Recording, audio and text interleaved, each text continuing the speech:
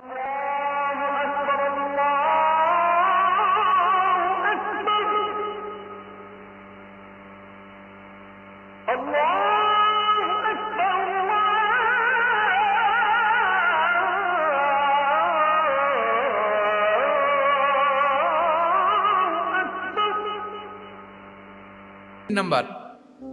Visual explanation. রাসূল ইসলাম এটা করতেন যাতে করে আরো সহজে বোঝানোর জন্য। এটা নিশ্চয়ই আপনারা করেন।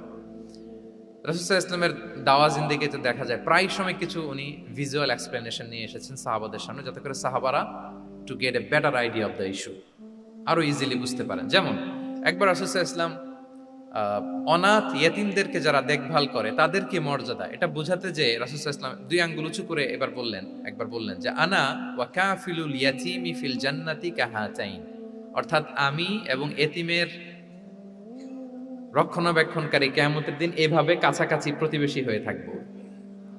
এই দুইটা আঙ্গুলের মাঝখানে যেমনি খুব একটা স্পেস নাই, গ্যাপ নাই, মানে একেবারে কাছাকাছি, নেইবরিং ফিঙ্গার, রাইট?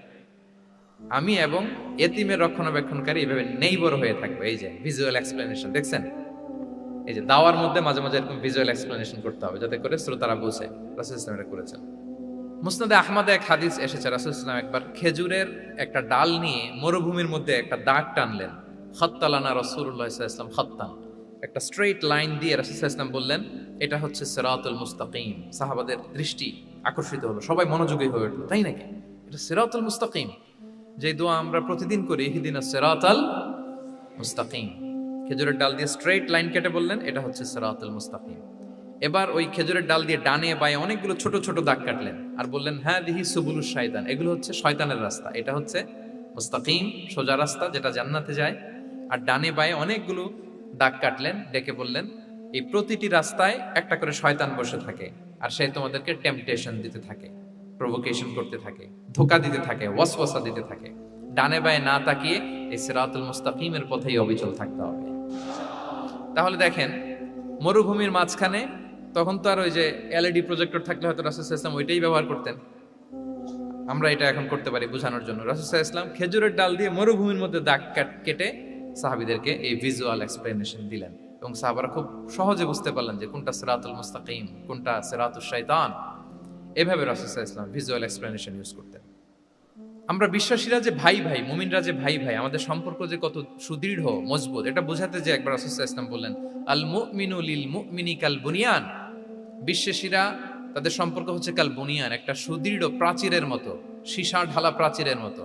ইয়াশুদ্দু বা'দুহু বা'দা, যেটার এক পাশ আরেক পাশকে মজবুত করে। Strengthening one part the others, এক পার্ট আরেক পার্টকে মজবুত করে। যেমন এই বিল্ডিং, এদিকে ভেঙে ফেললে এটা নড়বড়ে হয়ে যাবে। তিনি বুঝালেন যে সুদৃঢ় প্রাচীরের মতো হচ্ছে বিশ্বাসীদের সম্পর্ক। এটা বলে ওয়াসাব্বাকা বাইনা আসাবিহি, মানে ডান হাতের আঙ্গুলগুলো বা হাতের ভেতরে ভেবে ঢুকিয়ে দিলেন, বললেন যে এরকম মজবুত। সুবহানাল্লাহ। এই যে এই হাতের আঙ্গুলগুলো এই হাতে ঢুকিয়ে এরকম চাপ দিলে খুব শক্ত হয় না, মজবুত হয় না? রাসূল সাল্লাল্লাহু আলাইহি ওয়াসাল্লাম বললেন আমাদের বন্ধন হচ্ছে এরকম সুদৃঢ় মজবুত, সুদৃঢ় সীসা ঢালা প্রাচীরের মতো। আল্লাহু আকবার। তাহলে এই যে ভিজুয়াল এক্সপ্লেনেশন, রাসূল সাল্লাল্লাহু আলাইহি ওয়াসাল্লাম বোঝানোর জন্য এই যে এরকম দাগ কাটা, কখনো এইভাবে, হাদিসে এরকম অনেক পাওয়া যায়। আমি অল্প কয়েকটা, সময়ের টাইম কনস্ট্রেন্টের কারণে অল্প কয়েকটা নিয়ে আসলাম।